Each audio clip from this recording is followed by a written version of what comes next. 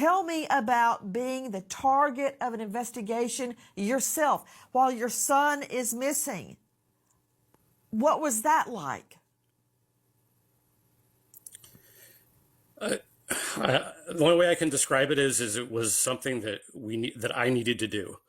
I knew I didn't have any involvement. I knew that really at that point it wasn't about me. Is really all I can say. It was about him, and I did everything I was asked to do as fast and quickly and urgently as possible to clear myself in the investigation because I wanted them to be focused on who did it.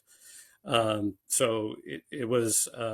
I don't know. I set aside. There was not really a lot of emotions from me on that front, other than they indicated the process, and my job was to clear the process.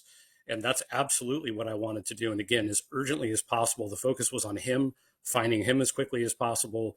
It really didn't have to do with me as far as how I felt about what was happening. It was just what I needed to do as his parent to help him get recovered as early as possible. So it was basically my mission to do every and anything asked to clear that process and continue to move forward. So it was a lot less about emotion at that point. I know I described the first couple, like 24 to 48 hours, just being kind of unresponsive unless I was being interviewed with investigators, crying and all that stuff. And as we started to get further into the process, I kind of had to set that aside and become more focused on what needed to be done, the tasks that needed to be done, and not being emotional about how I felt at that particular point in time. I missed him.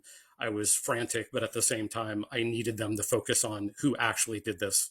So it was about clearing. It was 100% just about clearing everything that I needed to clear so we could stay focused on him.